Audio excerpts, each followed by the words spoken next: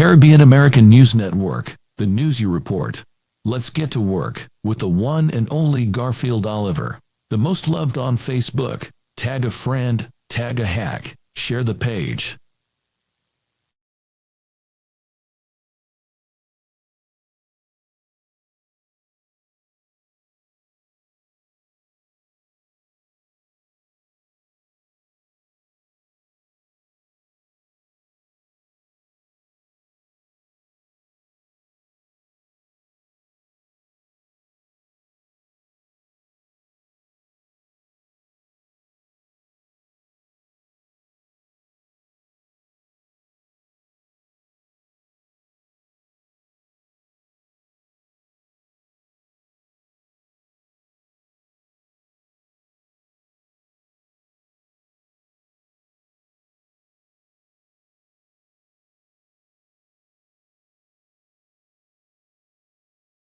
Caribbean American News Media, your Tuesday night power hour. Live every Tuesday at 8:15 p.m. on Facebook, YouTube, and GVV TV channel 115. Join your host, Garfield Oliver, as he dives deep into the latest inclusion developments, regional affairs, and global issues that matter to you. From politics to the economy, community stories to international headlines. We cover it all with real talk and real insights.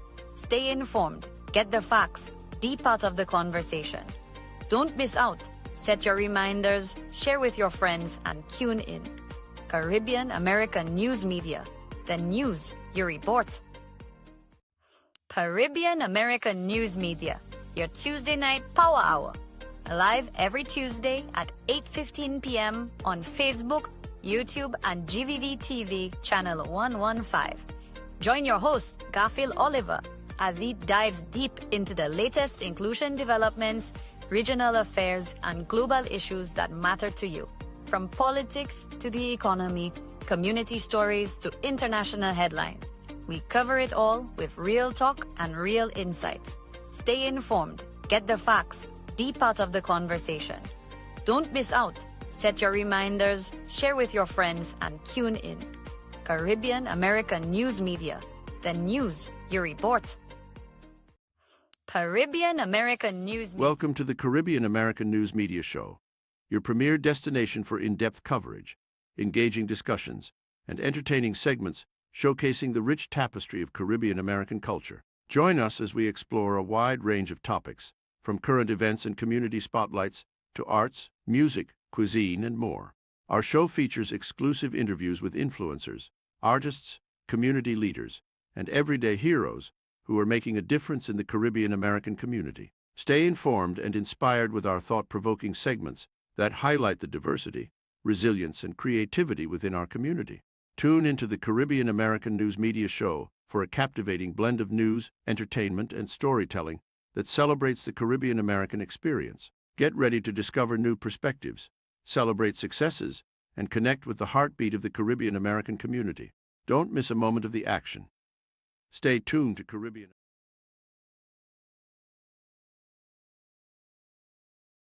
Caribbean American News Network, the news you report. Let's get to work with the one and only Garfield Oliver, the most loved on Facebook. Tag a friend, tag a hack, share the page.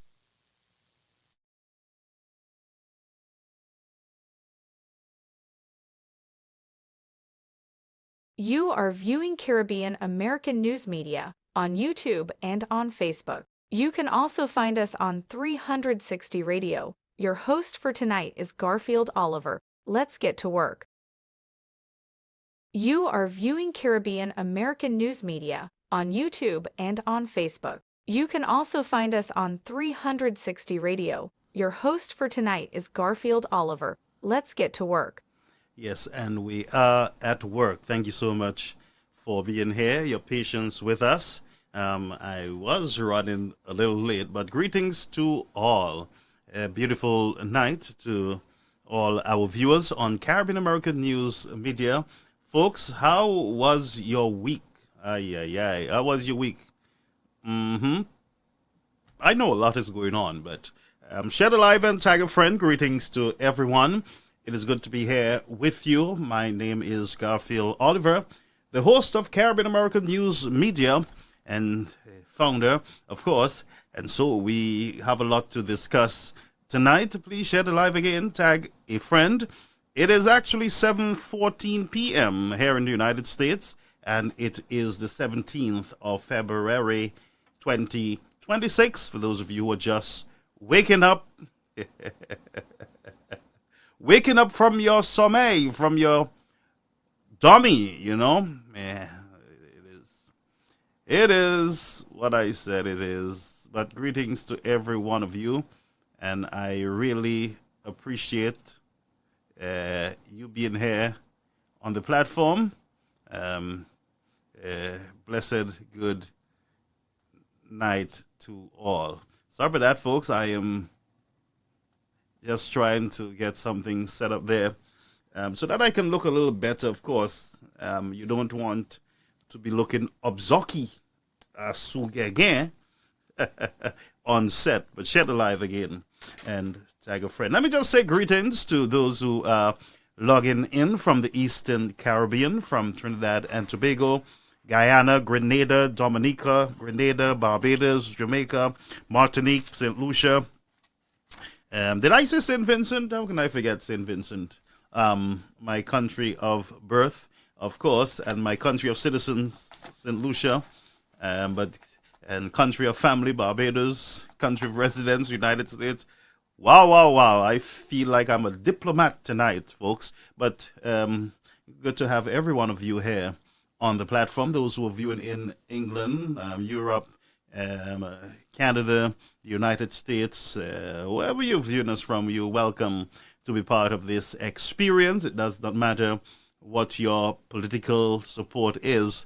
This is the people's platform. It is your platform. This is the real people's platform. And if you need to share with us, here's where you do it. This is where we're going to get it done. But share the live and tag a friend. We have a number of issues that we got to confront tonight on this platform. And I am trying to figure out, I was thinking of my rant. What should I be ranting about?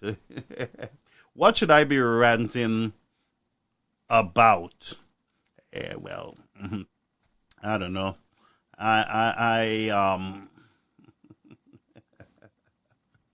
There is so much friends out there. If you give me a minute, I will figure out my rant. Okay, I will figure out my rant. And for me to rant, there's something that I got to get on the set tonight, and I'm working on it all by myself. All right. For those of you who are coming on to the experience for the first time here, we want to welcome you. If you're a first-time viewer of Caribbean American News, thank you so much for being here with us. Again, this platform, you can feel free to share, to call our number, which is on the screen, 929-586-1821. That number is going to get you live on the air. Let us know what is griping you, what is bothering you, and we will, of course, allow you to rant it off too, because I am telling you, I am going to rant. So, something that I saw on social media sometime today, and I was a bit concerned, and I had a little laugh, of course. Now, let me just drink my Christian wine. This is Christian wine. There's no alcohol in it. Well, I hope, because Mavle de Paleo swear, I don't want to talk all over the place, because the Bible says strong drink is raging, and he that is messed up by it is not too good in the head, not too wise. So I got to be careful that I don't drink anything that will malmene the cervelle. Of course, for those of you who don't speak Creole, kind of messed up the head, you know. Yeah, but we don't do those things here. So I want to congratulate the Prime Minister, Mia Mottley of Barbados, on her win. Of course, 30% of the people turn up. Half of Barbados didn't show up to vote. A win is a win, of course. So she's a Prime Minister, and so congratulations. I almost say condolences to her on winning the elections. Well, condolences to all Prime Ministers who are governing a country in this space, in this time. I am telling you, in the toenails of prophecy, it's a nasty time to lead a nation. But let's see where we go from here. So something happened during the St. Lucian elections. That was in December. Of course, I was on the ground. I was there the whole time. So the Labour Party supporters, the surrogates, and even members of the Labour Party, we heard with our own ear saying, well, both political leaders, as a matter of fact, they said 3 political leaders of the United Workers' Party should not be in government, should not be allowed to manage the affairs of the people. Those 3 names were Dominic Fede. They said he's from Guyana and he should go back to Guyana. We don't want him in St. Lucia.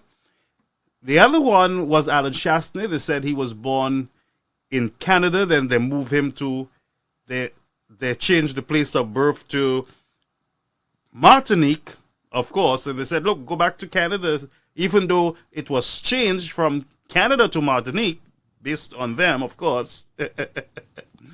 Yeah, Martin Minister, of course. So they said, they're still saying, go back to Canada. We don't want you in St. Lucia. You should be born here in order to be part of our political system.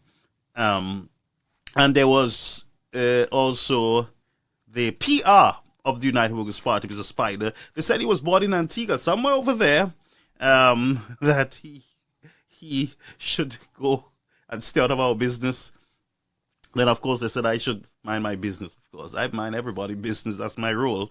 And also the late Lisa, the journalist, said, oh, you born in Guyana. So everybody we don't like, they're born somewhere else. They're not citizens of the country. And they should not be part. They should not even talk in our business. But hey, guess what I saw today? This is just my rant. So I don't want Labour Party supporters to take it personal or anything. This is just me observing, drinking somewhere over the rainbow. Something natural I'm drinking here, of course, for the mind and the throat. So they said, well, we don't want you all here. All of a sudden, folks, all of a sudden, there is a young Bajan that was appointed by the Mia Mottley administration as a senator in the government of Barbados. Now, the gentleman, we are told, was born, is a St. Lucian, living in Barbados. And they are celebrating and congratulations and all excited that there is a St. Lucian in the politics of Barbados. And it's the best thing, of course, for Barbados. But flip it around. The Bajan comes over to St. Lucia. Oh no, you were not born here. Go back to your country. You can't be in our politics. Or we will give you the script, of course, if you want to be part of this thing. And that's the drama that goes on in the Caribbean, in the region, of course. Some people are just cuckoo for cuckoo pops. So we got to bear with this season. When I say season, the times that we're living in, it seems that everybody have lost their marbles. Well, I'm not sure if I have lost mine, but that's what I heard. I don't know how many of you heard, we don't want you in our country, in our politics, go back to your country. But now, big celebration, folks. Big celebration. Something funnier I find myself doing, and this is my rant, of course, very calm rant. I find myself agreeing with Shelton Daniel of NBC a little more often than usual. And that's why I started drinking my homemade drink. Because I can't understand that I am agreeing with Shelton Daniel, who said that I should not be allowed to come to St. Lucia. But I am agreeing with him because I hold nothing against him. I know his family. He might not know me, of course, but very nice family. But I find myself agreeing with him on a good set of stuff when he's not wearing his red hat and beating down the UWP. I find myself agreeing with him on world events and stuff that are happening in the region right now. And most of you would agree with me, friends, that it seems as though all hell is breaking loose in the world. The truth. All hell is just, I don't know what to say. So most of you would have seen the news pertaining to the Caribbean waters, the waters in the region, and the United States using lethal force to destroy what they consider to be drug trafficking. So we sat by and we heard the first vessel was destroyed, the second one, the third one, the fourth one, and we didn't say much because we are told, well, we're destroying drugs, we're eradicating drugs. And those of us who were old enough would remember that the United States have always been invited to come into the countries and help to clean up the ganja farmers. Those of you who are old enough, you'd remember that. If you were just born yesterday, you don't know about this. So in St. Vincent, I can remember that the American helicopters used to, Thomas, greetings from St. Croix. Let me know where you're viewing us from as you come in, all right? So I can big up your country. So let's get back on track. So in St. Vincent, in my time as a young boy, ever so often during the summer, you would hear the Apache helicopters hovering around the mountains of St. Vincent. There was an agreement, cooperation between the government then of St. Vincent and the Grenadines and the United States to assist them in cleaning up the illegal ganja production in the hills. And so ever so often you will see the Rastas running from the hills. From every little hole they're running and everybody's hiding once they hear the helicopter, because the Americans are coming to help the country based on mutual agreements that they should come in. So America was not just coming in and invade the airspace or the maritime space of the region or the country. They would be authorized based on their agreement or memorandum of understanding during that period. Again, if you are not old enough, then you would not remember that used to happen. But the Rastas would remember themselves fleeing the hills during that time once the Apache helicopters would land or would let the soldiers down on ropes. So there's a story of an American Apache helicopter landing in the hills of St. Vincent on a ganja farm. And they let the soldier down, and there was a Rasta who was there making his tea and everything else in the hills. And the Rasta was not around any weed, of course. The Rasta was in the hills, and he was at his shed, of course, and the American soldier came down and approached him and sat with him, sweet talking, and the Rasta is drinking his tea, and the Rasta had offered the American soldier some of his tea, of course, and all hell broke loose because it was marijuana tea.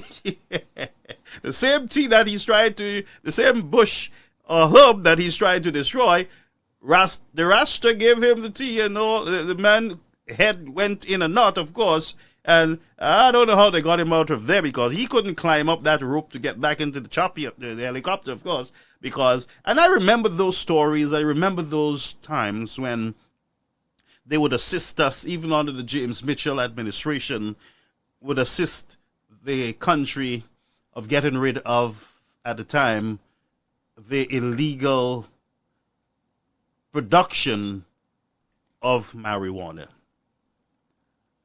Fast forward to now. Something is happening in the region, in the waters of the region.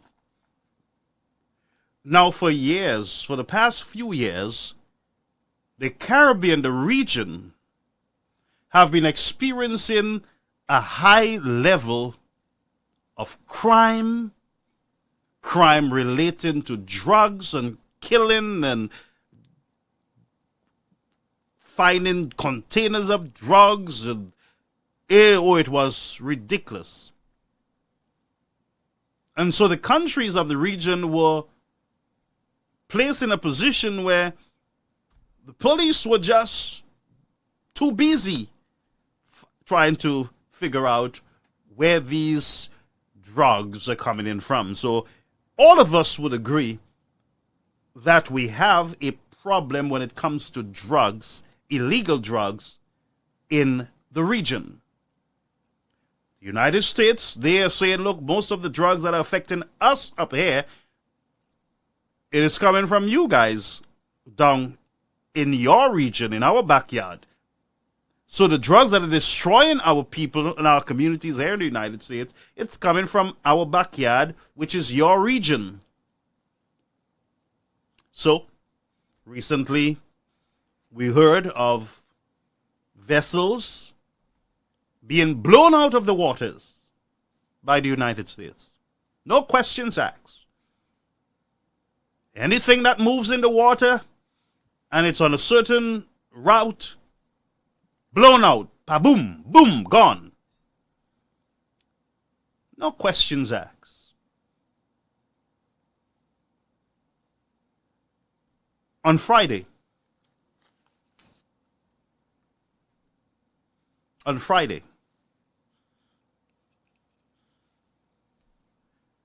it is reported that another 2 vessels were blown out of the water. The one was reported by the officials and individuals living in the area, in the small chain islands of the Grenadines, heard the explosions, witnessed the explosion of these ships, of these fishing vessels they are classified to be.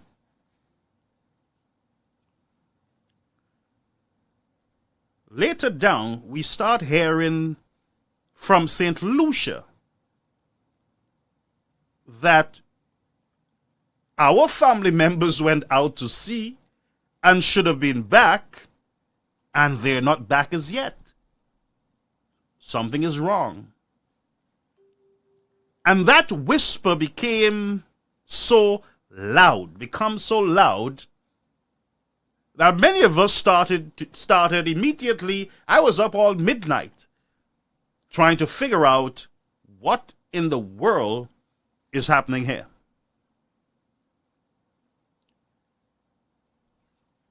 Went to different government sites, nothing at all. No reports.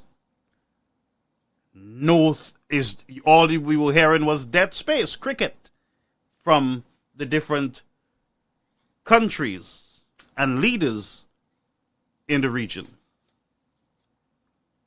But before that, we heard of stories of memorandum of understanding to accept third world deportees and visa restriction, no restriction, yes restriction, no more permanent residence being issued to Caribbean nations, and back and forth. And we start hearing, as we begin to question our leaders. Some came out, well, we signed a memorandum to accept, third world country, and what they told us was refugees. And remember, many of us corrected and said, no, you're not accepting refugees, you're accepting deportees. That's what it was. But our leaders were saying to us, third world refugees. Yeah? Nicely worded, of course. So Gaston Brown started, and then he said, oh, I'm not the only one. There are other countries who signed on too. And we heard nothing from the other countries. A matter of fact, St. Lucia went into elections, and it was not a discussion. Nobody knew. So Gaston Brown said, but 6 months ago we did this. We did this 6 months ago. Then, as pressure started mounting, guess what? The other countries start whispering. Then St. Lucia comes and, oh yeah, by the way, we there's nothing we can do. We're going to accept. It's not a binding thing, We just said yes to the United States. We will accept, third world refugees in our country, and is that anything that's it's just maybe 9 or 10 or might, and that's how the information started coming. So Gaston Brown fired it off, exposed them by saying, yes, I signed it, all of you signed it too. And that's how information started coming out. And up to this day, the information is very sketchy because the foreign ministers or diplomats have not really met with or addressed their nation, their country. We have not, particularly St. Lucia, have not heard from the external minister, the minister who is responsible for the diaspora affairs, external minister of foreign affairs, have not heard anything from him. Up to this day, not a word. Not a word. We heard from the foreign minister of Antigua, I believe it was. But not a word. Speculation. People begin to speculate.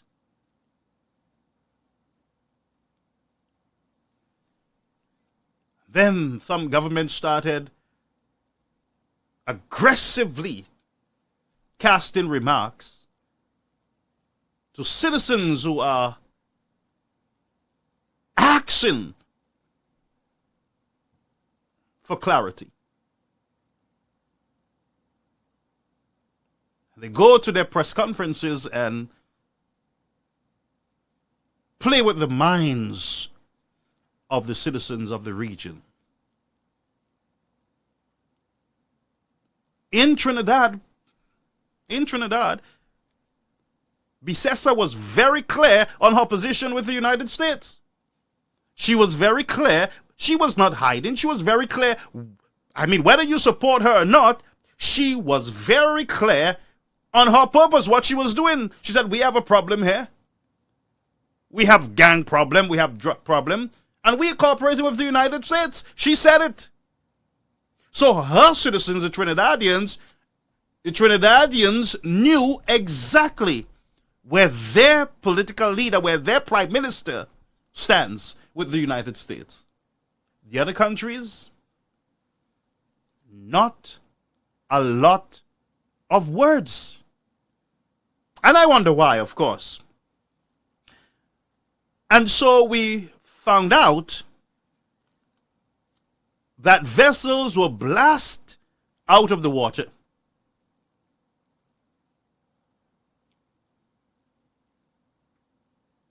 And we're hearing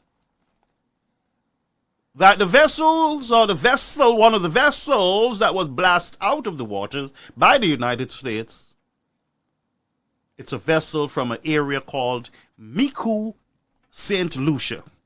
Relatives and friends are confused. Many of them are broken because there is lack of information from anyone as to what is happening, what is going on with their relatives.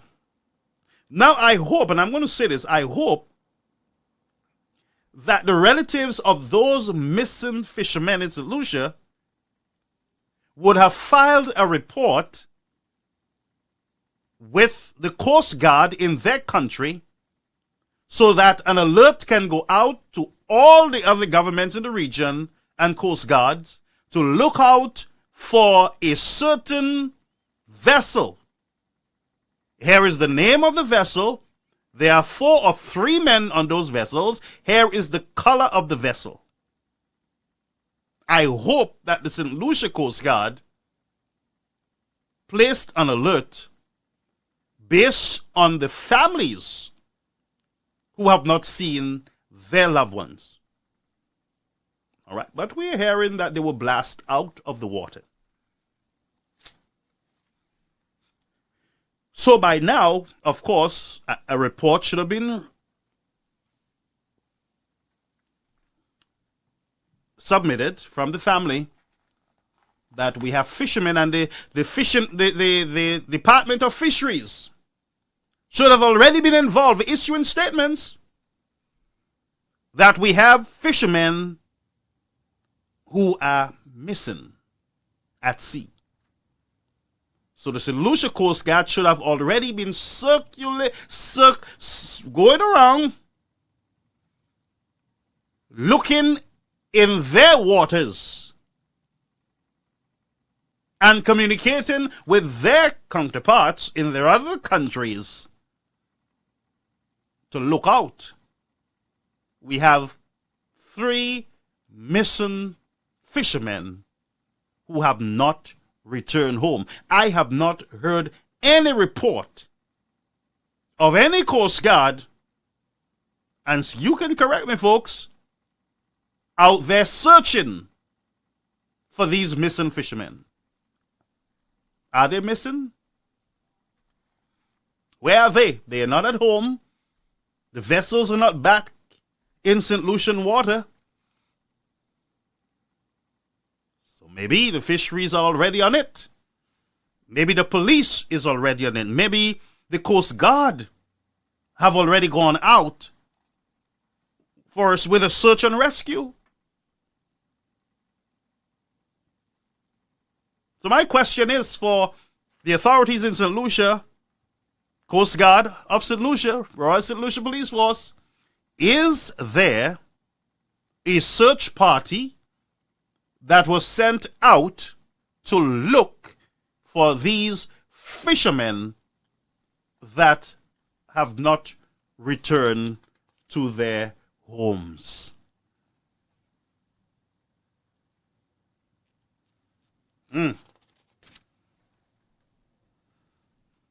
Now, I'm just asking these questions, folks, because I don't know. And I'm sure you don't know.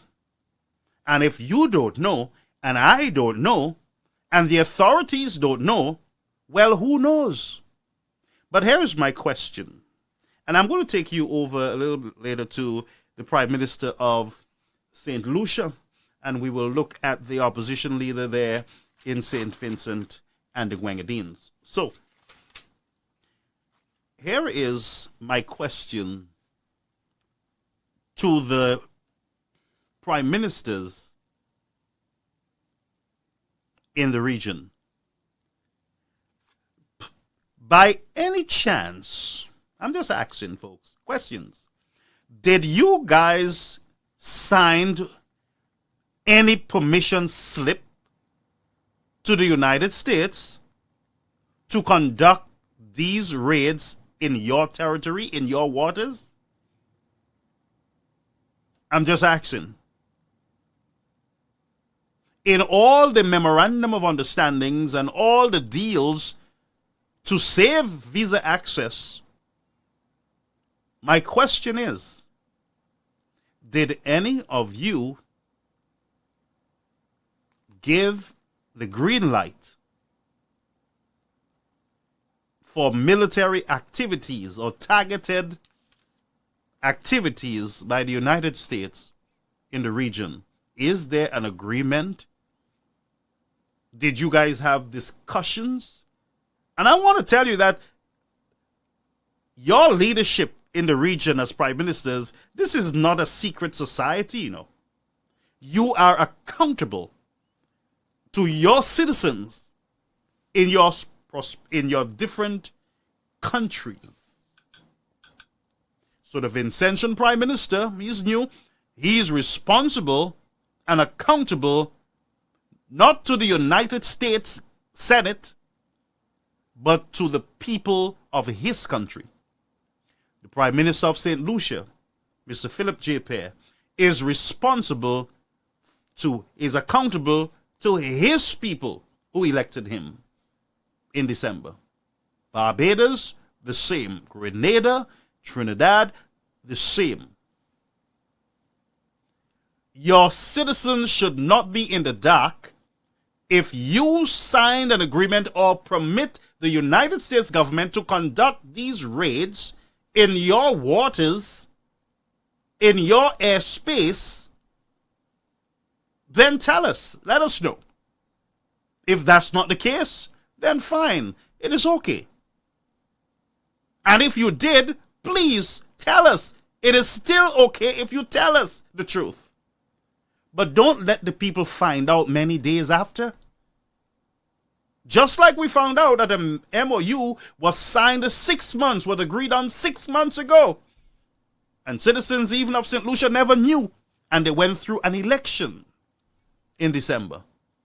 6 months before that, they knew nothing about such a memorandum of understanding between St. Lucia and the United States. And I believe we know for the fact that Ralph Gonsalves, who was the then Prime Minister of St. Vincent, did not sign or agreed to a lot of what the United States was demanding.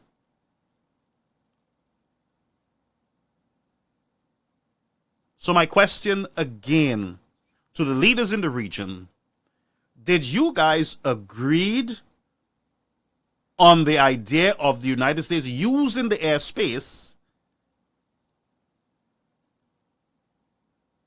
with the intention of stopping drug trafficking in the region? A simple yes or no. Forget about all the garbage, the nonsense about you lose, we win, and no, forget about all this garbage. The truth. The Bible says that the truth will set us free. And we know that perilous times is upon us, Mr. Prime Ministers. We know that the times we're living in is not normal times. I am telling you, these are times of biblical proportion. So the question that we are asking you, what is the agreement with the United States? Because if there is no agreement with the United States, it means that the United States have lost their marbles to just go over an airspace that is not theirs and just blow ships out of the water. The Caribbean have not declared war with the United States. There is no declaration of war in the region. But yet, missiles are flying in our waters, and not one Minister of National Security or Prime Minister can clarify what is happening here, can say something on it. This is not political anymore. This is not about political parties. This is serious stuff. Because those missiles are not asking you what party you're supporting. They're coming down in your skin. So you can be an innocent fisherman, drifted by mistake into the waters there,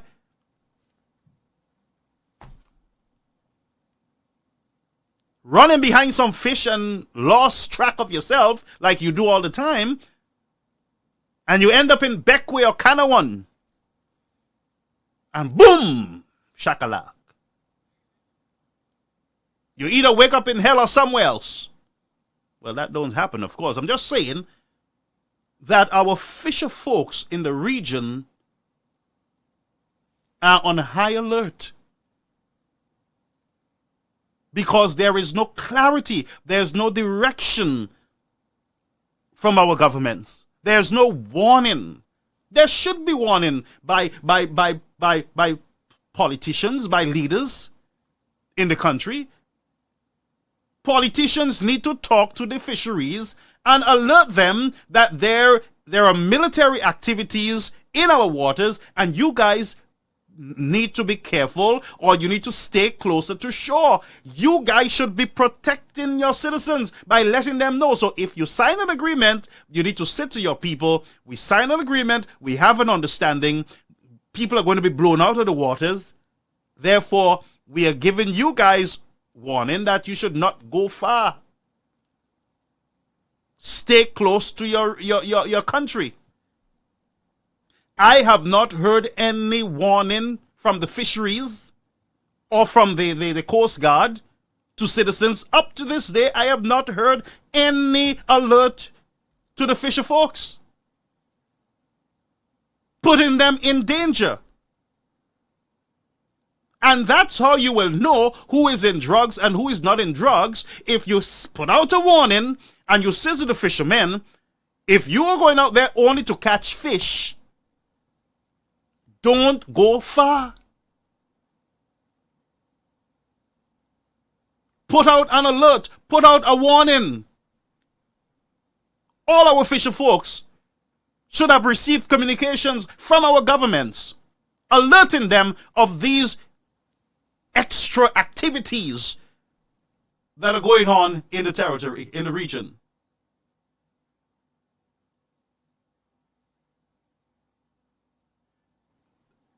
Now, I don't know the gentlemen, the fellas who were blown out of the water. I don't know.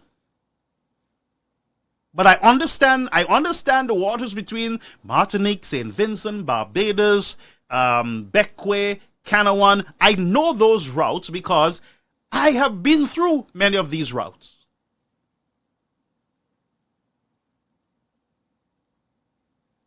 At some point, we were flying from one of these islands to the other, doing certain work. I'm not going to say what it was, but we used to take little planes and fly into sometimes we used the vessel to go in there.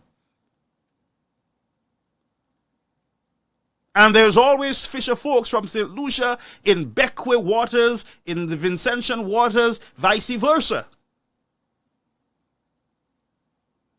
But there is also drug smuggling between those waters.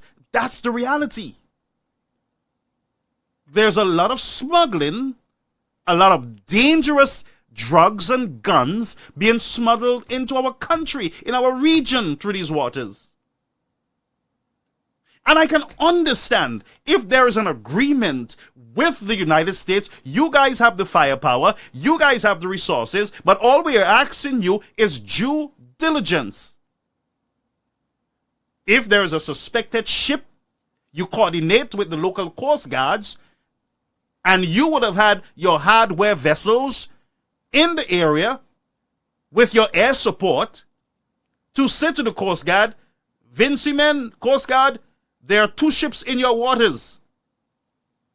We will assist you in intercepting them. They're at 40 knots and blah, blah, blah. And you have that coordination and you bring them to justice.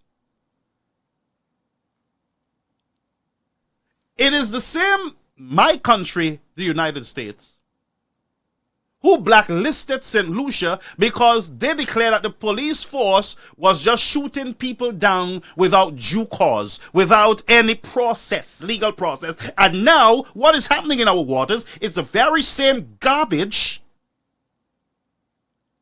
that the police force in the country was blacklisted for. And you know what they call it, of course, the impacts report.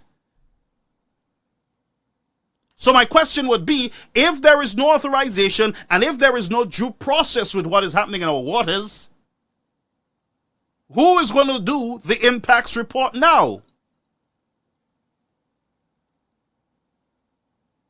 Because if it was wrong then, it should be wrong now. And because we have lazy politicians, crooked politicians, politicians who have retired before anything else, they can't do anything but just take a salary and talk.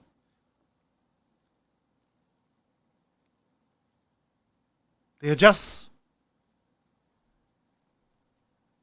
misleading their citizens and burn out time, hoping that 3 years will come and the United States president will no longer be the president and a better president will come and everything will fall back to normal. That's what they're doing. They're burning time while you are losing your children, while your fisher folks are now in danger.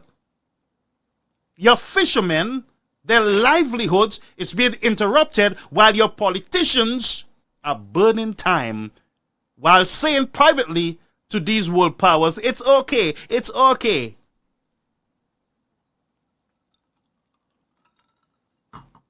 And because we are so crooked ourselves and we select politicians after our own crooked hearts, what we sow is what we reap. We get what we plant.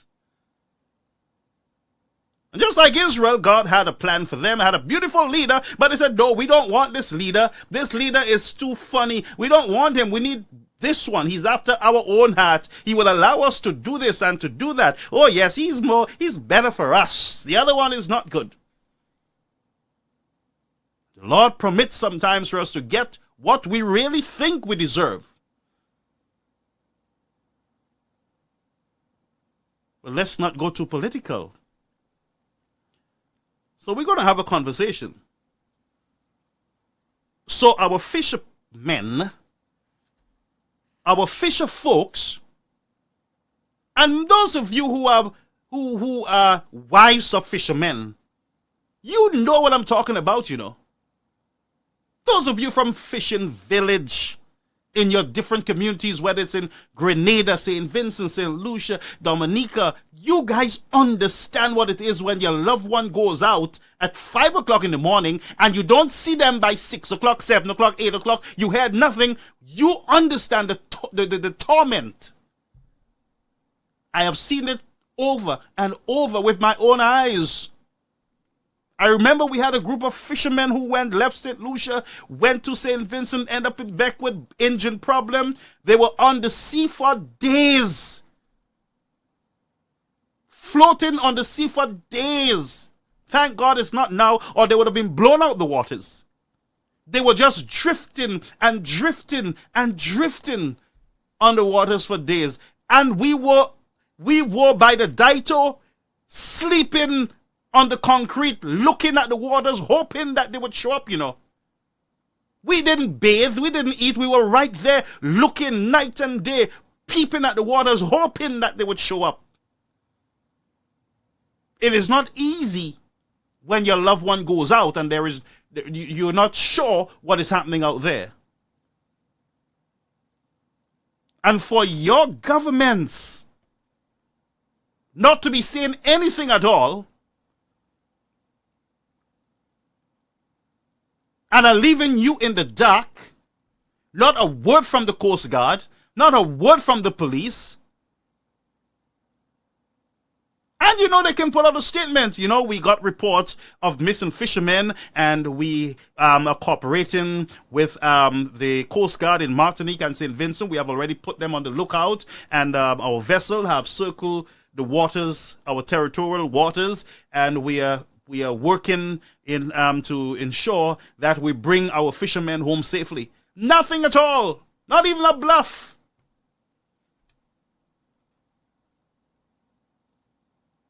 Not a word, not a word.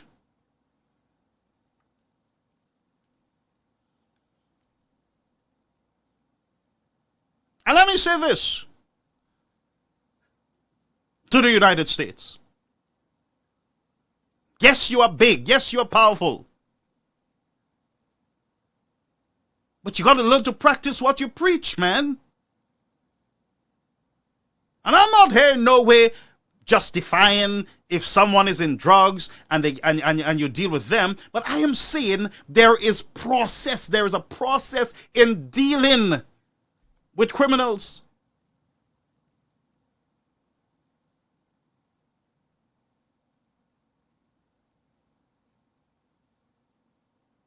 You took out a man in Venezuela saying that he was involved and he had this and that. You took him out. You took him to a court in New York.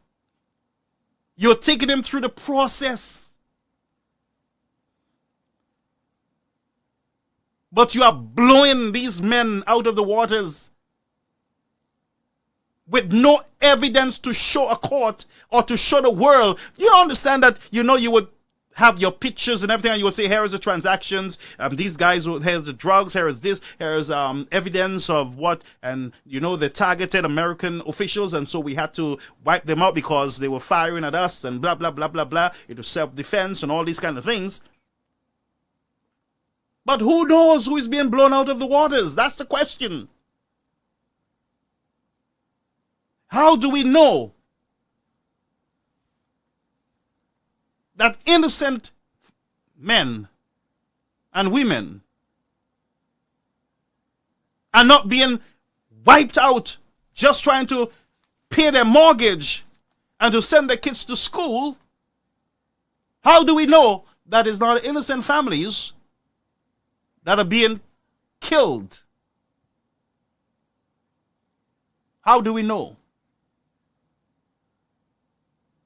And the people that are elected to help us to know, they don't know themselves, or they know and they don't know. And you now, with a prime minister or a leader in your country, you now got to try to figure out, how am I going to know? Think about a family. You can't get information from the Coast Guard. You can't get information from the police. You can't get information from your government. You don't get information from the United States. The only thing they will say to you, we blow out a ship out the water.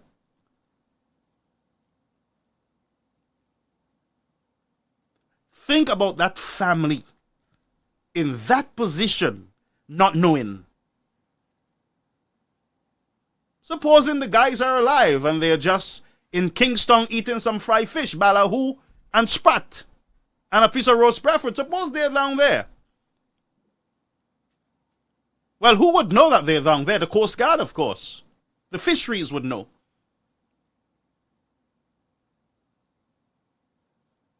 And if they're drifting on the waters and they run into engine problems and they're just floating right now on the waters, my question is, I have not heard any statement from fisheries or from the police that we have missing fishermen who are out there and they might be underwater in distress. All we're hearing, and this is the torment for the families, all we're hearing that America is saying we blast some boats out of the water. The folks in St. Vincent, Canawan, and those areas are saying, we heard it. We saw it.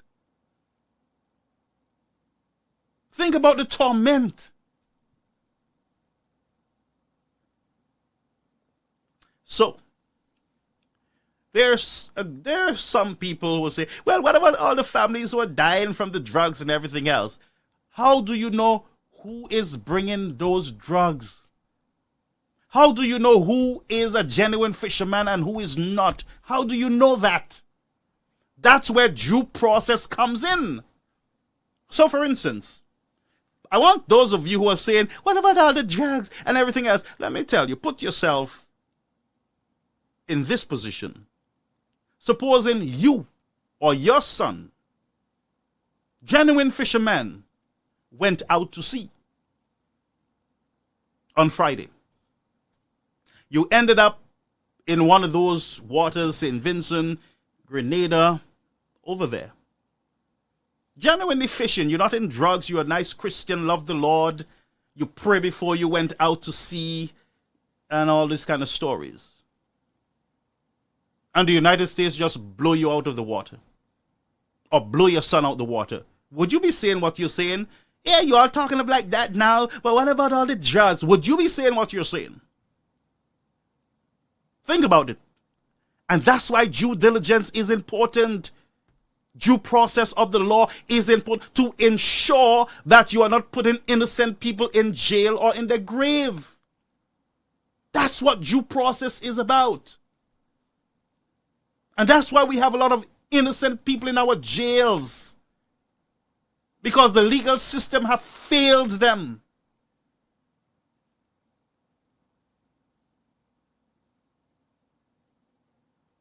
And none of us None of us, friends, are supporting the sale of drugs or the trafficking of drugs in our country. It's destroying our young people. Some of us have been fighting to save our young people.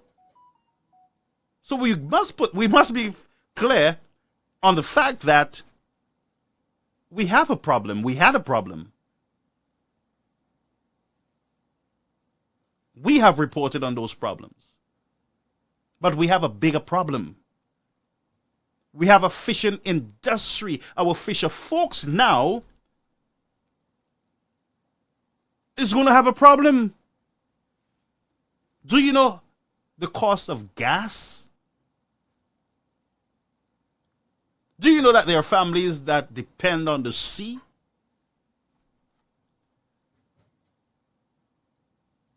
So if only there's clarity from our governments, there are warning systems, there are, communication. Like I said, fishermen don't go far.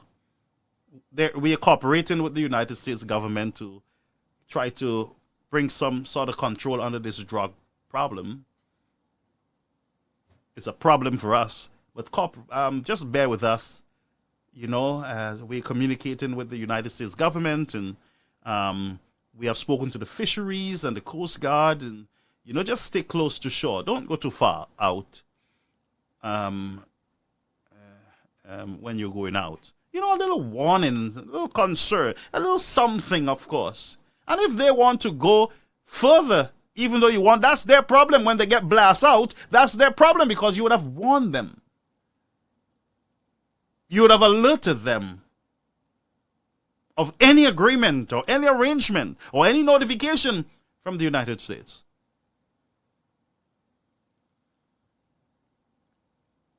So, my question again to the leaders of the region: what is the agreement and arrangement with the United States military or the United States government and the operations in the region? Is there any?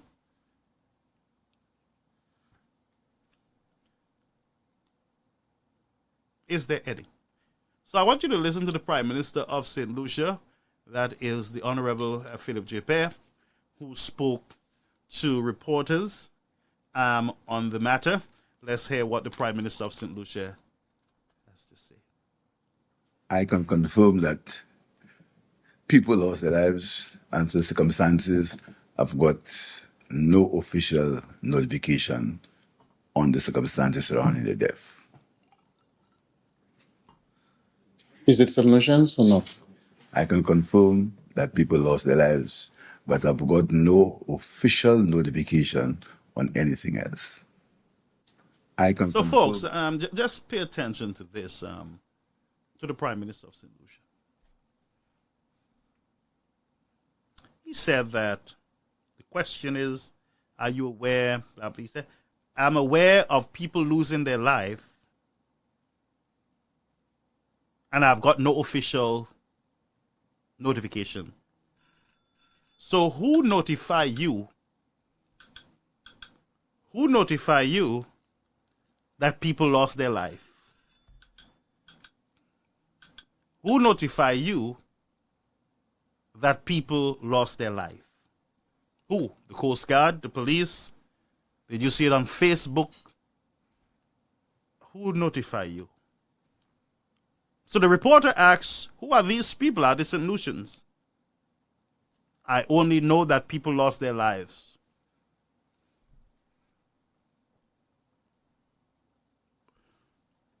That's the Prime Minister of St. Lucia, the Honorable Philip J. Pear. And I do understand that he got to be very cautious in the climate. But at the same time, the question still stands. Where are our fishermen from Miku? Are they drifting on the sea? Were they blown out of the water? Are they in St. Vincent, in Martinique? Where are they? Are they back home by now? Are they on their way home? Where are they? That's the question. what the family is hearing from their government is that we are aware of people, of lives that are lost, but nothing official.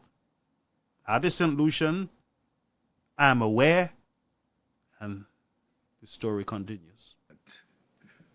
People lost their lives and the circumstances have got no official notification on the circumstances surrounding the death. Is it submissions or not? I can confirm that people lost their lives, but I've got no official notification on anything else. I can confirm that people lost their lives and the circumstances have got no official notification on the circumstances surrounding the death. Is it submissions or not? I can confirm that people lost their lives, but I've got no official notification on anything else. I can confirm that people lost their lives and the circumstances have got no official notification on the circumstances surrounding the death. And it's quite clear that the Prime Minister is in a very serious, and you know, sometimes you put yourself in the leader's shoe, and it is, sometimes the position is, look, you say something, you get in trouble. You don't say anything, you get in trouble. What do you do? If I am the Prime Minister, I would be very clear to the citizens of the country. A matter of fact, I would address the concerns that are floated around social media, that are in the media, international media and local media. I would address the nation on it. I would address the nation. We have reports that we have 3 missing fishermen. We also have confirmation that there were military activity in the region where 2 vessels were blown out of the waters. We have reports that the United States is saying to us that these were drug vessels and they were continuing their war on drugs. Rest assured, as your Prime Minister, we will do everything in our power to ensure that we get the answers that you or us as a nation have. We will do everything in our power. We'll work with the Coast Guard in the region, our police, and diplomatic means to get answers. We beg that you bear with us as we do all in our power to keep you updated as citizens of this country. Thank you, and God bless. And you stop. You don't need to say any more. But to have a still short smile on one side of your face and just repeating that I got confirmation that people die and I have not got and it comes across a certain way. And I think that the Prime Minister needs to improve on his communication, especially when it comes to the citizens of the country. This is not a joke. 1, we do not know whether they were in drugs. 2, we do not know if they are real fishermen. I don't know. America says that we were monitoring and we saw drug activities and we dealt with it. We do not know. We do not know. We cannot tell. There is no due process. There is no information coming. And this is going to be a problem in the future, believe it or not. Therefore, we should treat it right now with urgency and with all seriousness. Yeah? So I have something else that I want to share with you, the citizens of the country. Like I said, I feel the the seriousness there with the Prime Minister. When I say seriousness, the concerns, of course, the climate. To be a Prime Minister in this time, friends, it is not easy. These are times of Jacob trouble. These are serious times, friends. Some of you don't understand that the world will never go back to normal. So here is the opposition leader of St. Vincent and the Grenadines. That is the opposition leader, the Honorable Dr. Ralph Gonsalves, former Prime Minister of St. Vincent and the Grenadines. Let us just read here, opposition leader, and this is taken from the St. Lucia dailypost.com. It says, leader of the opposition in St. Vincent and the Grenadines, Dr. Ralph Gonsalves, has strongly criticized Dr. Goodwin Friday-led administration for what he described as its silence following the destruction of a fishing vessel off the coast of Kanawang on Friday, February 16th, 2026. An incident reportedly acknowledged by authorities in the United States. So there, Ralph Gonsalves is concerned that leaders are not, like Dr. Friday and other leaders, are not saying much on this matter. And that's why we are left to ask the question, what is the problem? What in the world is going on? Is there an agreement? Is there an understanding with the United States to do this? Why the silence? What in the world is going on with our leaders? Where is CARICOM? Where is the OECS leaders, friends? Where are the watchdog organizations? What in the world is going on here? What in the world? Folks, what in the heavens is happening? So let's see if we can pull in another report. Let's bear with us, folks. Let's see, what is this? Let's see. There's something hot on the press, but I don't want to put it up because I have no confirmation on it. So I'm not going to. I will investigate it and then I will put it up for our viewers. Okay, so this time I believe it's a video that we have coming in to the newsroom here. Let us see what this is. Might be the same thing. Let's see. I can confirm that people lost their lives and the circumstances. I've got no official notification on the circumstances surrounding the death. Is it submissions or not? I can confirm that people lost their lives, but I've got no official notification on anything else. All right, so that is the same.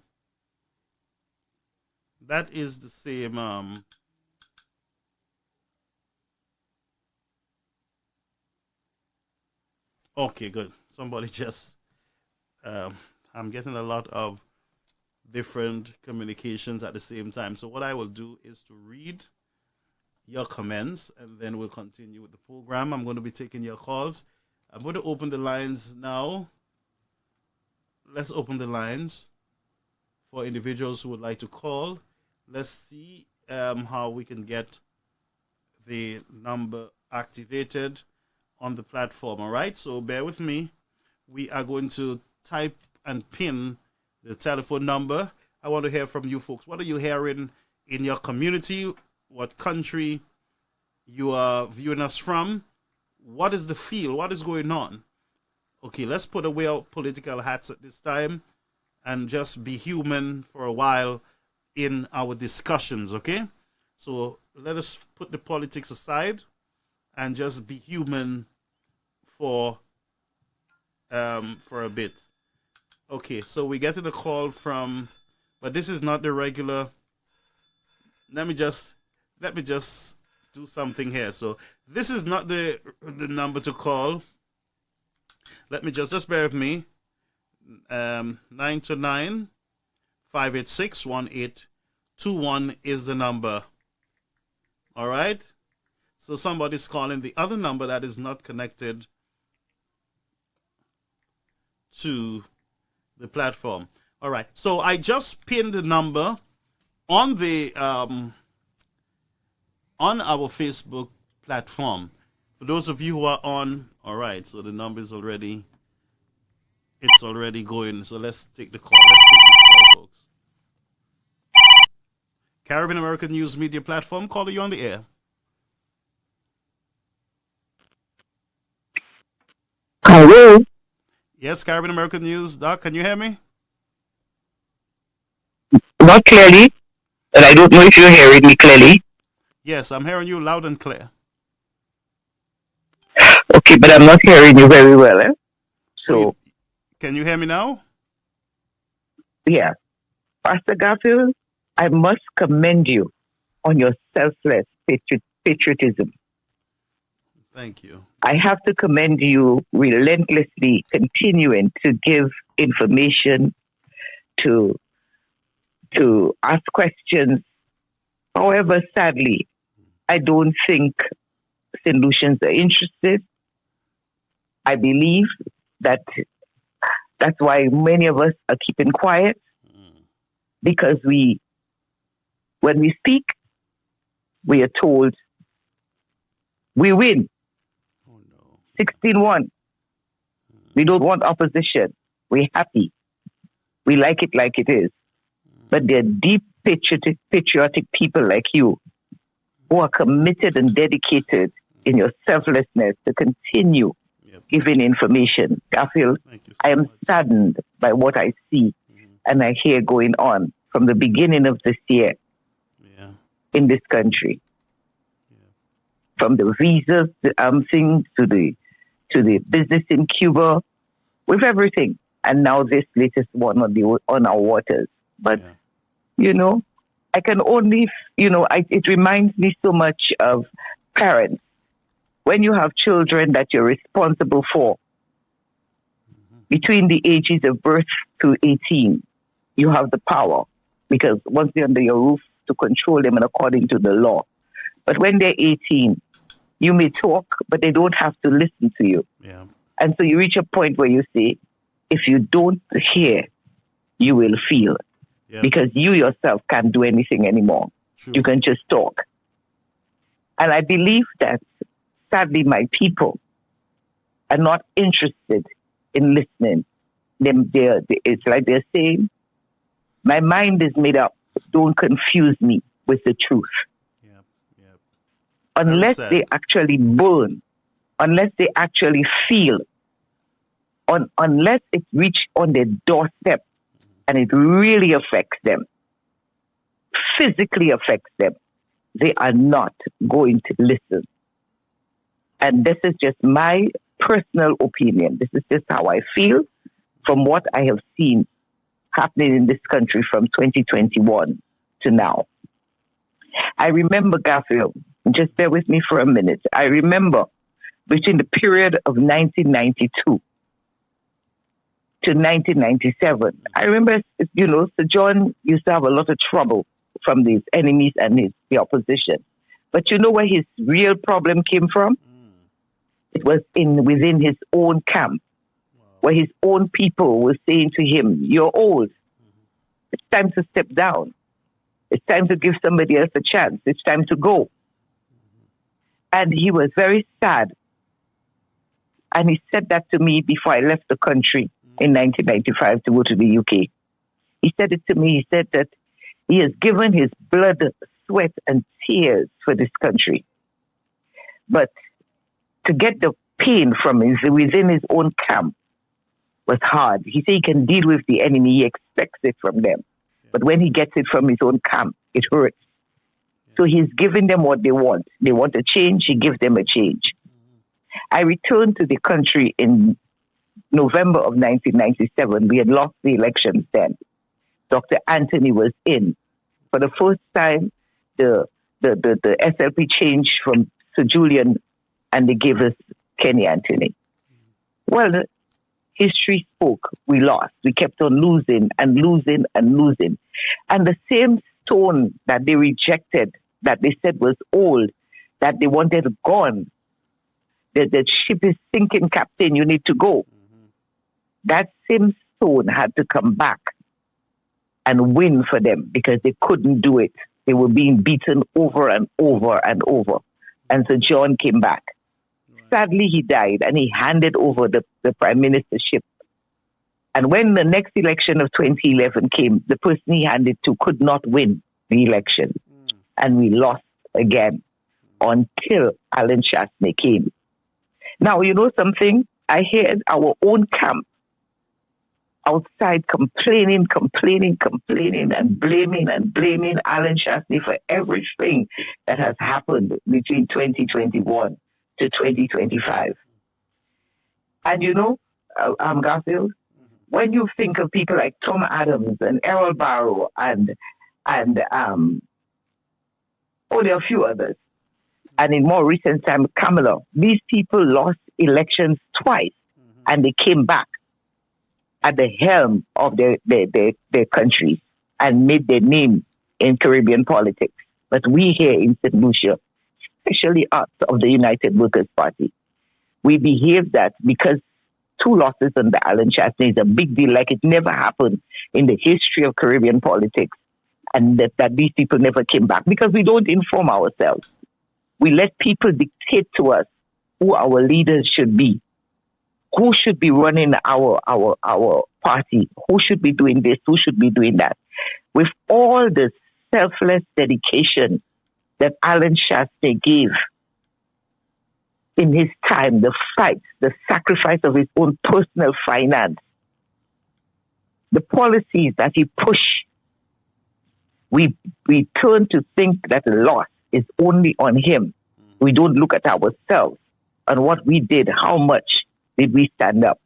We look at and we let the opposition at the time, the St. Lucia Labour Party, dictate to us what we should and shouldn't do, what we should believe and what we should not believe. Yet, nobody can tell the Labour Party who should be their leaders. There are people in the government of the St. Lucia Labour Party that are older than Alan Chastney.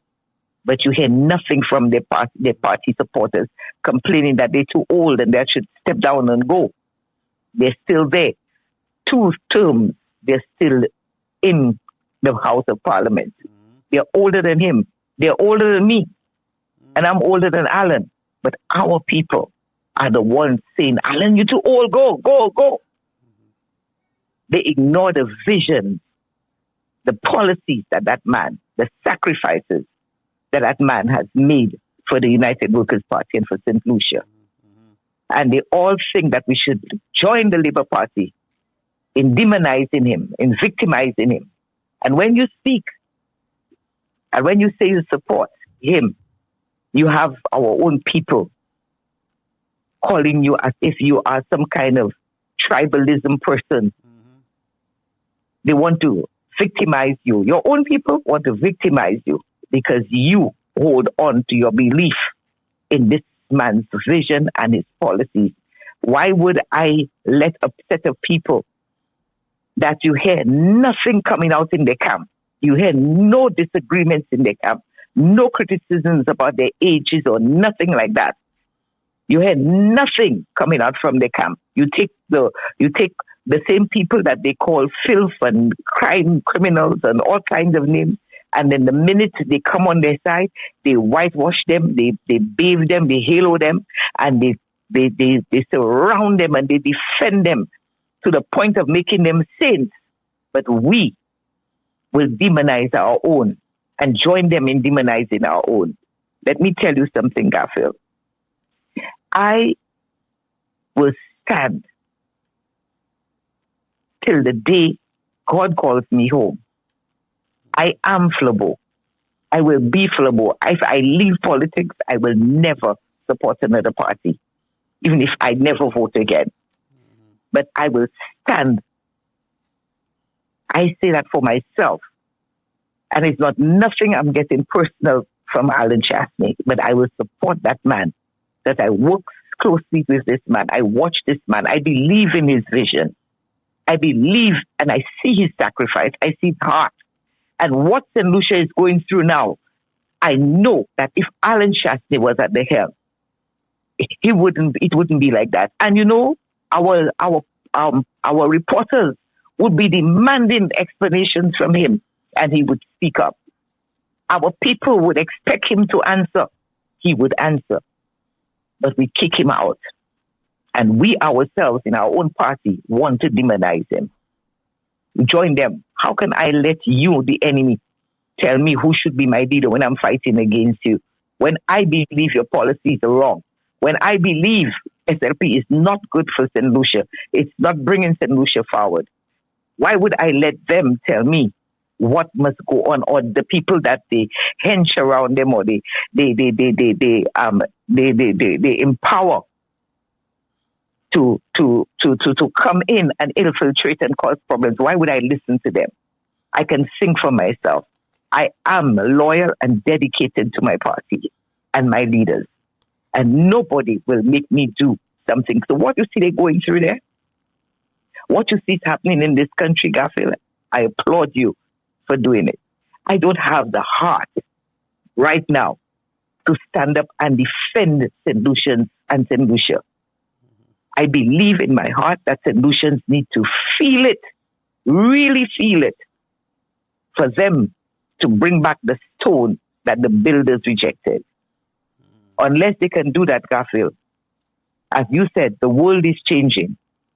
The big daddies are going to squeeze down because they will not allow those little countries to be little pathways that will bring things into their country. So they'll throw out all the trash from their country. They will send all the illegals out. They will block all pathways to drugs, and they will ride wrong shots over the Caribbean because they will not have an Alan Chastney to stand up and who's bold enough to say to them, no, sir, not here. You have people who will kowtow, who will bend, who will bow, who will take, and who are thinking about themselves rather than the country. But St. Lucians will not see that. They will terrorize you for even saying that. So let them feel. I ask God to surround me in my little halo and keep me and my family safe, and let St. Lucian suffer. I thank God that He put me in a position in life that I don't have to suffer like the average St. Lucian. So let them feel it, Garfield, because right now I'm talking to you for very heavy heart. And not because, when I say that, they'll tell you, oh, because you'll lose. You lose because you'll lose. As if being lost, I am homeless. I am penniless. I'm clothesless. I'm all kind of less.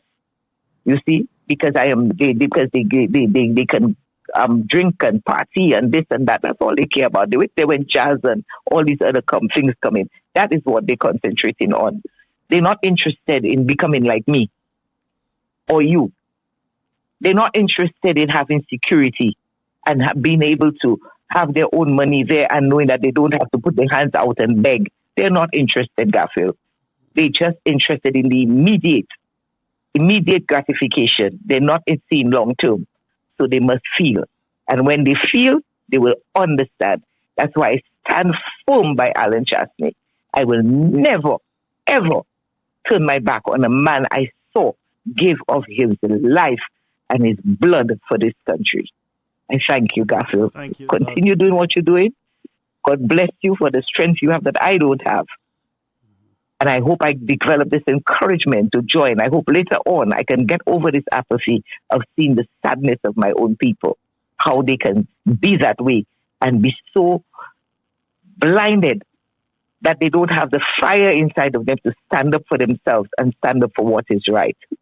and stand up and say, no, we are real patriotic solutions and protect their own sovereignty.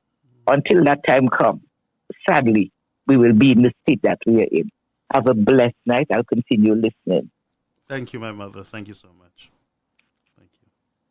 All right, so that was Dr. Fletcher. First time I've been hearing her in public since the elections, and she's just ventilating. She's just, speaking her mind. And on the platform, we do allow people to express themselves, and she supports the Honorable Alan Chastney.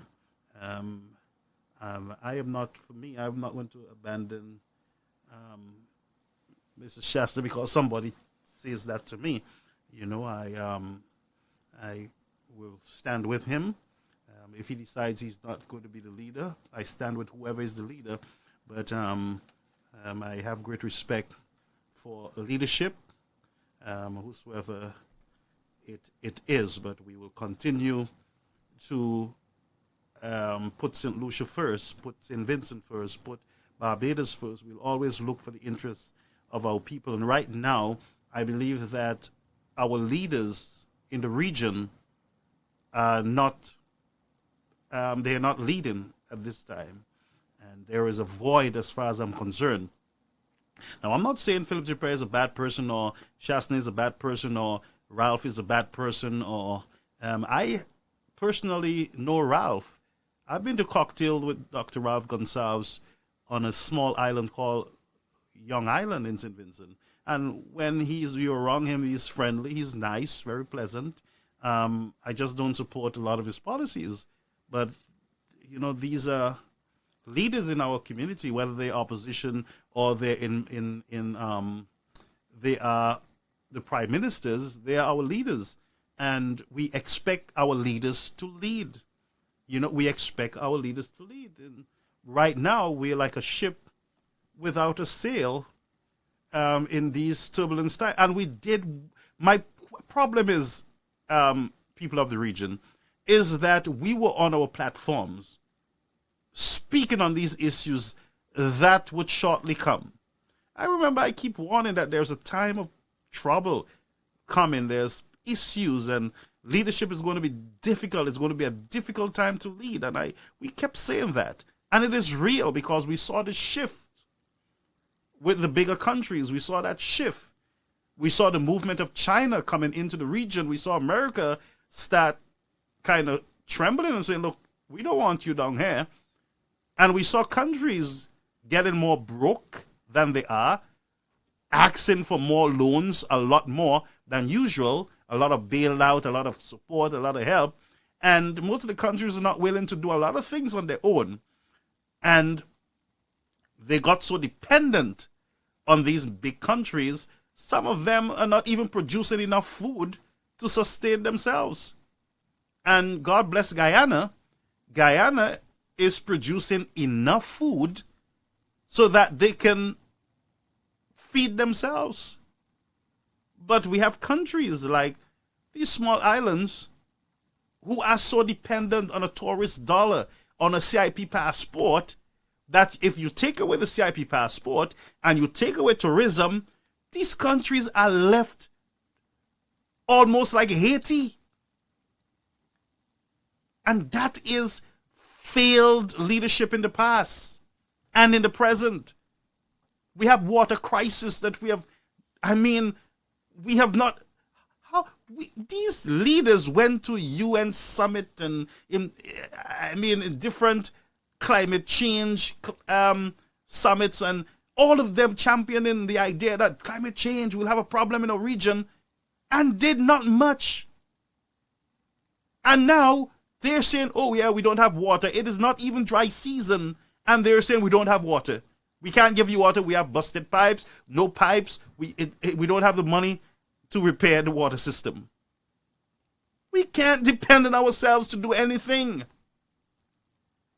And America and these countries know we can't do anything for ourselves. We tell them that we are dependent on them. We say to them.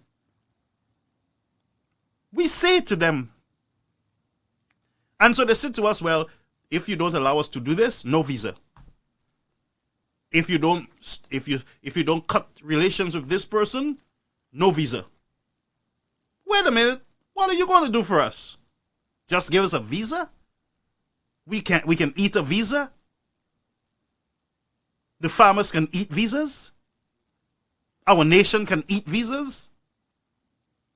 Passport monies, CIP monies is not even doing what it's supposed to do, fixing our water problems and our electricity problems and our road problems. It's not even doing that.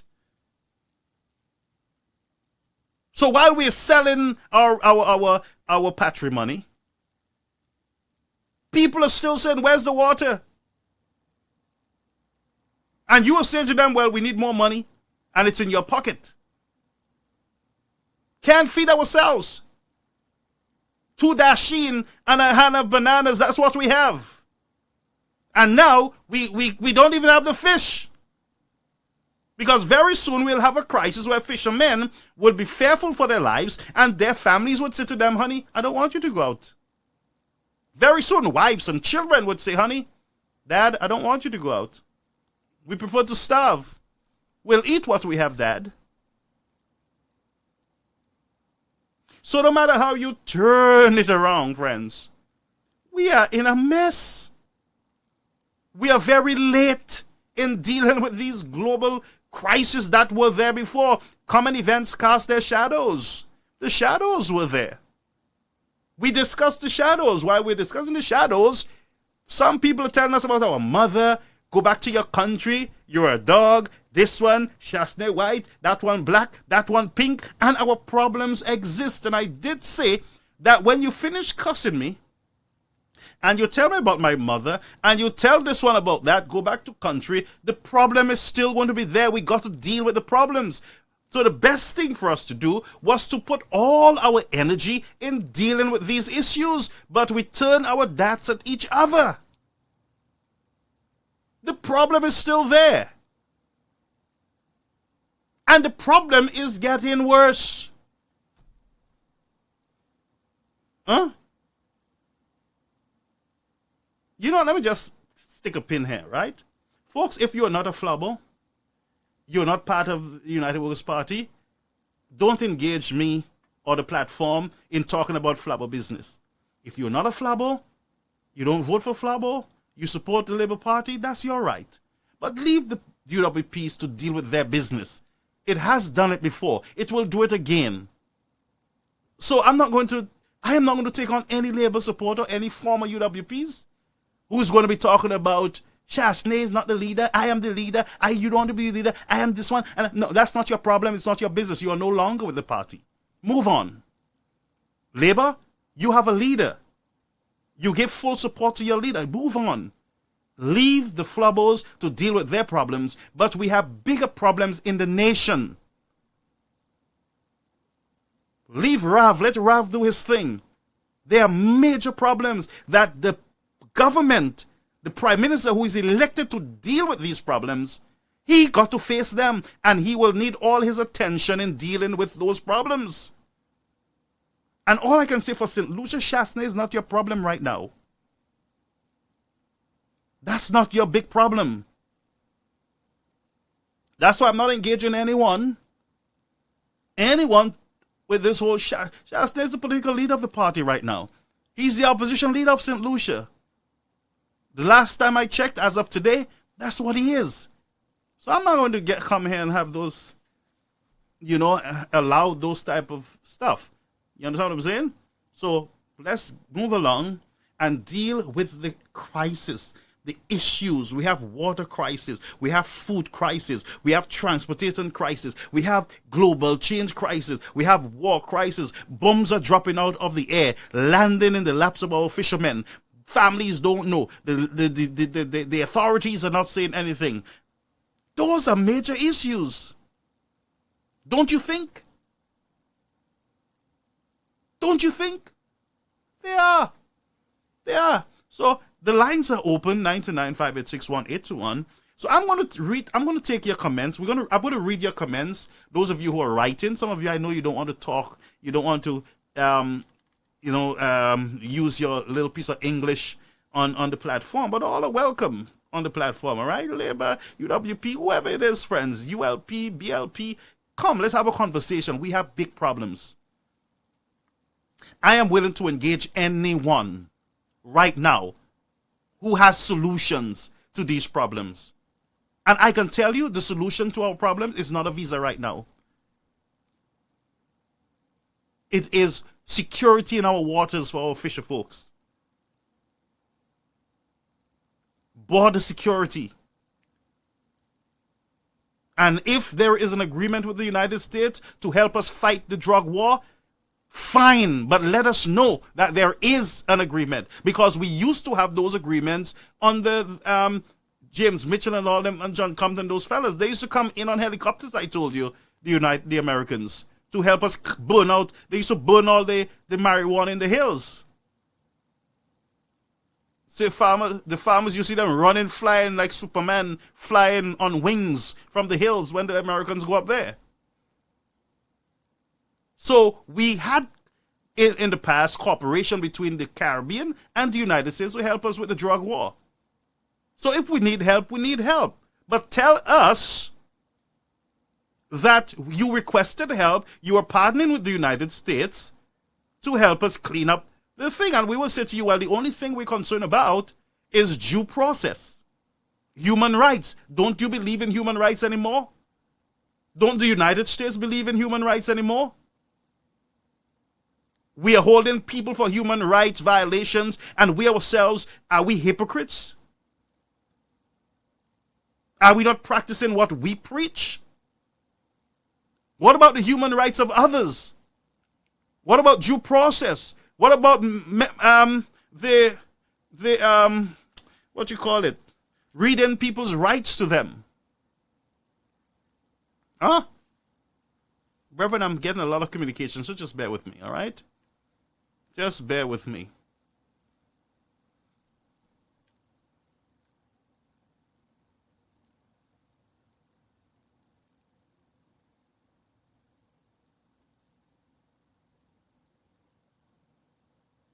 Okay, I just got something here, so let me just read it through.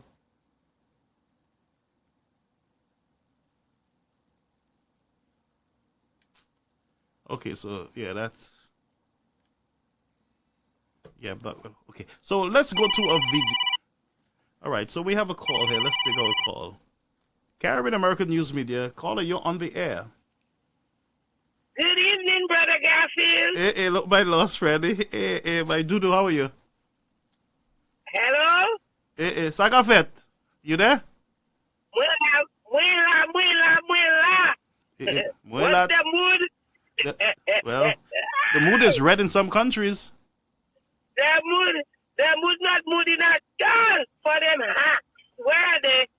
I don't have much to say because you see I'm preparing to start my Lenten season tomorrow. So I don't want to say much. I see someone in the comments said, oh, how Dr. Fletcher did not even touch on the fishermen. How is Dr. Fletcher's responsibility to talk on behalf of the fishermen? It's the duty of the Prime Minister of St. Lucia. Where is the Prime Minister of St. Lucia? Where are they? All those that were beating pants and doing everything, what are they saying? What were they saying? Their government is working. So allow their government to work for them right now. Everybody there, all over the place looking for shots. Allow shots to eat his popcorn and drink his wine. Okay? And give the flabos a chance. What were they saying? They lose. They lose. Iringi? Kuyayo? Iringi? Okay then. Oh. Allow the flabos to enjoy themselves. We have nothing to say to them. Okay? All right. Okay, brother. Okay, my friend. Blessings to you. All right. All right. I'll be on Facebook for 40 days. And 40 nights. And 40 nights. Yes. Blessings to you, my friend. Epi, that's it. Nothing not moving me from where I am. I will still be flabo today, tomorrow, and day after. If they call elections tomorrow, I will still be in St. Lucia. I'm heading down to St. Lucia to vote for the United Workers' Party. Well, okay? all right, my friend. That's it. Nothing more to All say. right. All right. Nothing more to say. All right. Okay then. All right. There's an old saying, nothing more to say. But yeah, that's called expressing herself, and I would permit that. So let's go to a video that came in.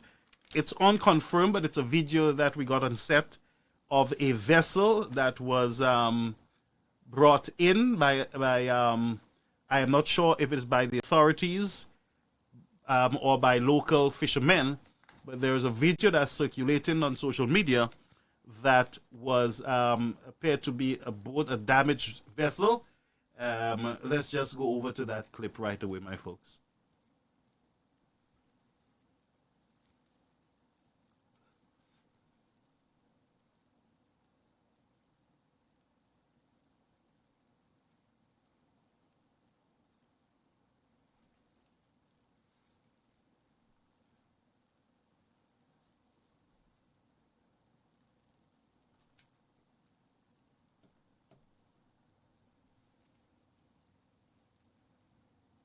So I don't know what is happening here, but it appeared to be a blown up vessel that is pulled in and tied up.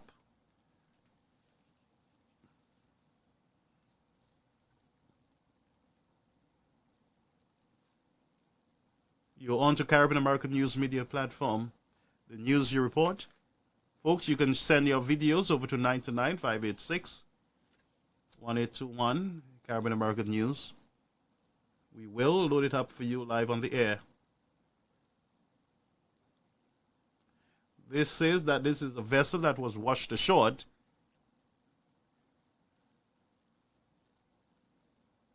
And I'm not sure in what country. We got to get confirmation. What country this thing was washed ashore. Was it Dominica, Grenada, St. Lucia? Yeah, so we got to get some more information on, the location of this damaged vessel. Now, if the vessel is damaged, it means that there were folks on the vessel and they are no more, if that's the case. Also, I'm not sure if we can identify this vessel. Individuals will be able to identify the vessel based on the color, the inside color, or the color on the outside, if there's any color at all. All right. So let's just keep our fingers crossed with information. All right. So this is a vessel that someone is saying washed ashore. I'm going to read your comments, and we leave the lines open at 929-586-1821, the number you can call from anywhere in the world. It's WhatsApp. You will not be charged. All right, so let's take it up from the bottom. Movin says police would have been on the scene already. That's what he says. Would have or should have. We don't know if they were, but the boat was secured, it seems, by the folks of the community there, whatever community that is, so that it would not wash back out to sea. Edwardson says, this is rough to see. Americans don't want to be the world's police. America didn't want to be the world's police. What happened to that? Will America have to no drugs since people had just been murdered? Yep. Sharon, nowadays, Trump name is they've been filed 100 times angry like a lion.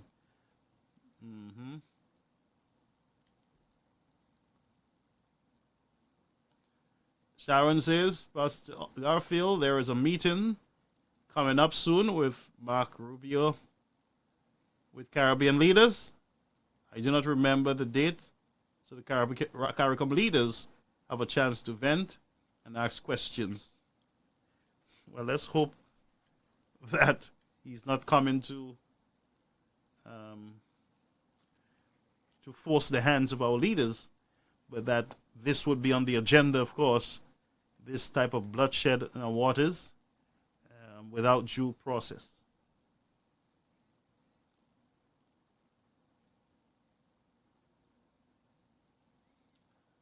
Reed says, I have that video that shows the vessel that washed ashore. It is disheartening. So he's saying that the vessel washed ashore. Dr. Fletcher is having a laugh. Monica says all the governments of the Caribbean need to put their heads together on this missile attack incident. We continue to read your comments.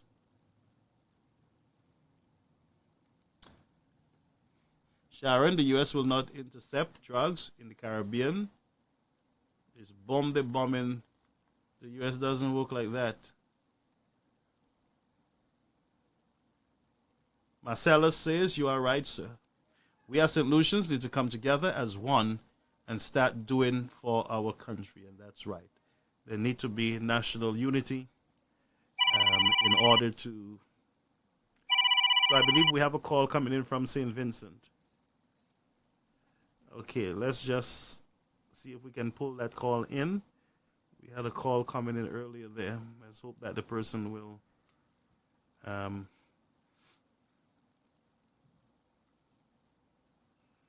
Okay, so let me see what communication this is. There's something else. Just bear with me, folks.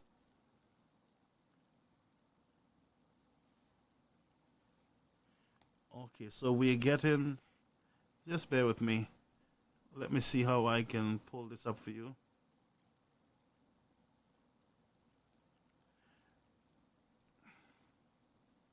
Okay, so I don't know what location this is, but I am going to be sharing with you, our viewers, what is coming into our platform, okay? Just bear with me. And let me see how I can load it quickly into our system if it's not too long. I have to try to ensure that I get this right, okay? So just bear with me.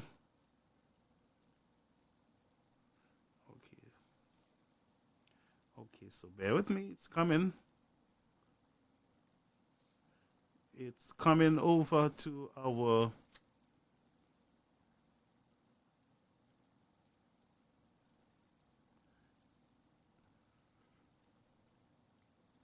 Caribbean American News Network, the news you report.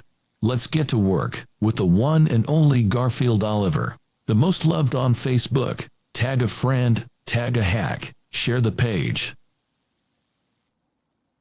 All right, so we have something coming in, but something coming in just came in from one of our viewers. So we're going to pull it in. We're not sure what country this is from. All right, we're not sure what country it is from. Okay. Our device is still loading it into the system. Just bear with us. Caribbean American News Media. All right, so it just got over to us. So we're going to bring it over now into our main system for your viewing. Okay, so let's see if it came through. Yes. So it is into the system now. Okay, we're going to bring it in so that you can view it, okay? Then later on, we'll upload it into our main, onto our platform so that you can see it. This is Caribbean American News platform, folks. The news you report. Okay, so here it is. It is over now. It's coming over to you. Fletcher says she love it. Tag a hack. Oh my, that's what. All right.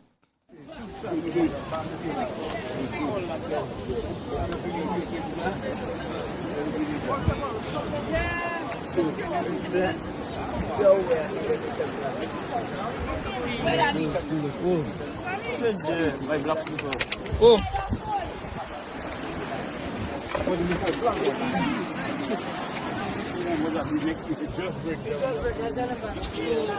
fellas are just suffering the pool, man. And the time we just got close. Yeah, that's what I'm telling you. All about foolish.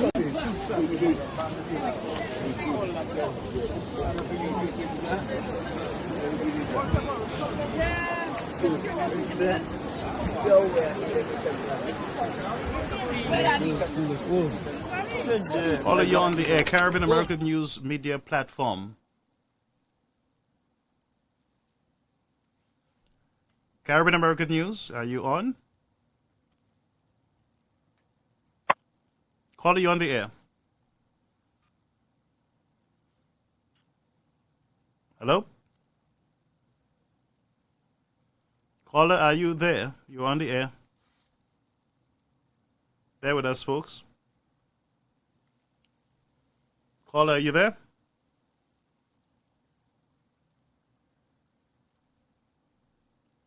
All right, so we're going to return that call.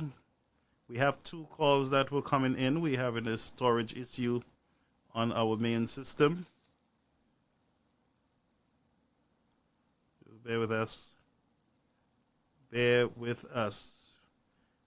Because of the amount of stuff that came in at the same time, our phone line got jammed, but let me just clean up the storage for a minute. Bear with me.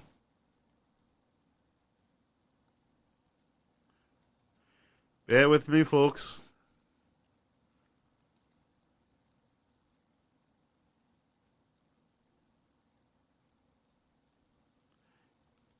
Bear with me. We're going to be cleaning up quickly.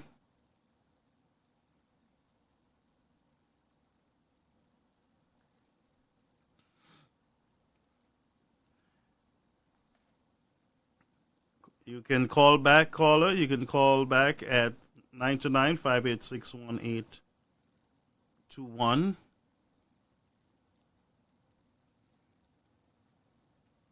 There's some stuff that we got to clean out of our system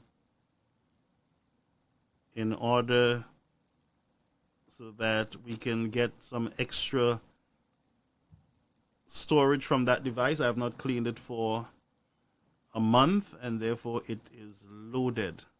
All right? So just bear with me. You can keep trying to call.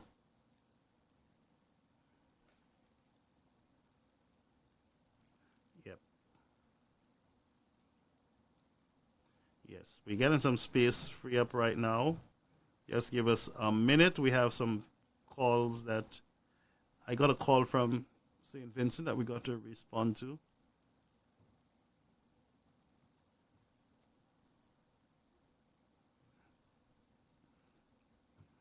Okay, so we are still over capacity.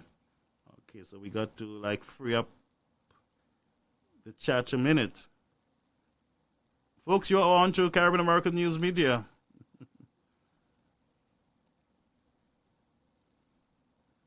Bear with me, bear with me. We got to get rid of a lot of our clips. Yep. They should give us a little space. All right, so we're still at 99. Bear with me.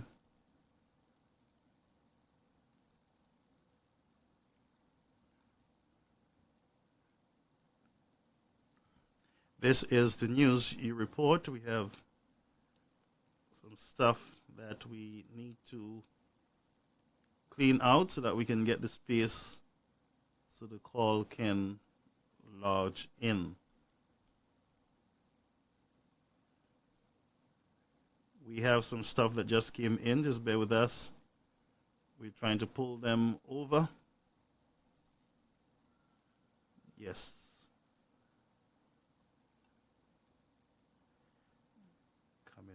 Coming in. All right, so I believe this is going to do it for us. Good. All right. Okay, so we're back now. Okay, so we're going to touch base with this call, okay?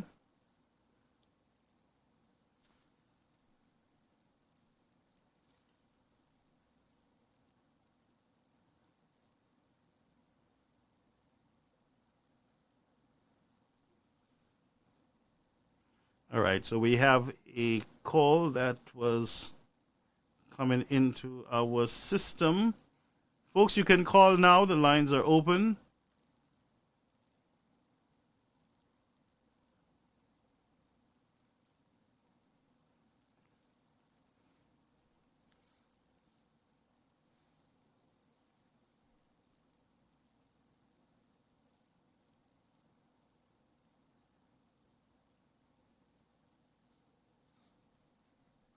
We're just trying to follow up with the calls that were coming in. This is Caribbean American News Media Platform. So we have Marcellus, who is watching from the USA. Greetings to you. Those of you who are new, we want to welcome you to our platform. Welcome, welcome, welcome. All right?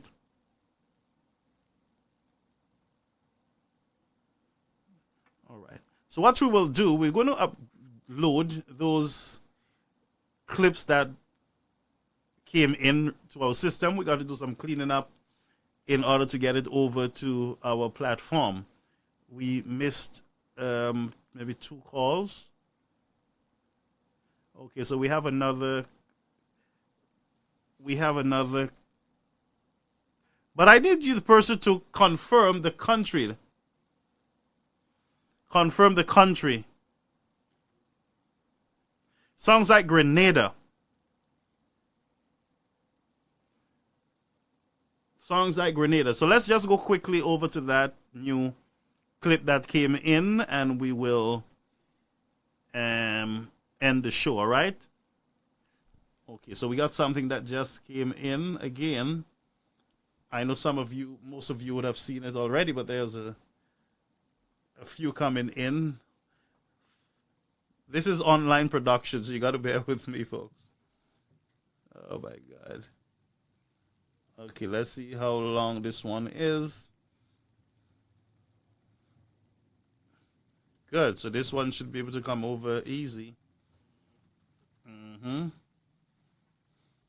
We're going to upload them on the main platform, so you would be able to. So this is in. I'm going to show you. This is a new one. Some of you would have already.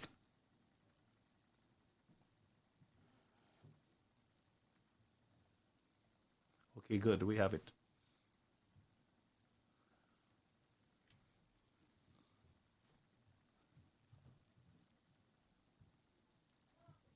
Thank you for your patience with us here on Caribbean American News. That's how we function. We do live production on the air, all right?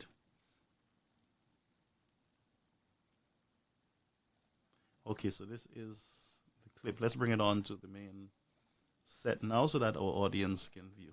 You tell me you want to buy a car. Oh, wow. Check acid. Acid lost for weeds. You're not free, because why? You see a man walking away from the scene now. Sorry. What they want to nothing was my friend. I said what people see. But nothing do nothing wrong. I put it. You tell me you want to buy a car. Oh, wow. Check acid. Acid lost for weeds. You're not free, because why? You see a man walking away from the scene now. Sorry. So this, we don't know what this is. It might be Dominica or Grenada, but I want to thank you so much, folks, for being here with us on Caribbean American News Media Platform. Please subscribe and follow the page. We will be verifying some of the information so that we can upload it to the platform. We want to be responsible as we can. Again, this is a time for national unity in dealing with some of these major issues that are before us. So I wish the families who are concerned, they might be having issues sleeping and all kind of difficulties. I say to you, hang in there, and you have a friend in this platform. We continue to keep you updated.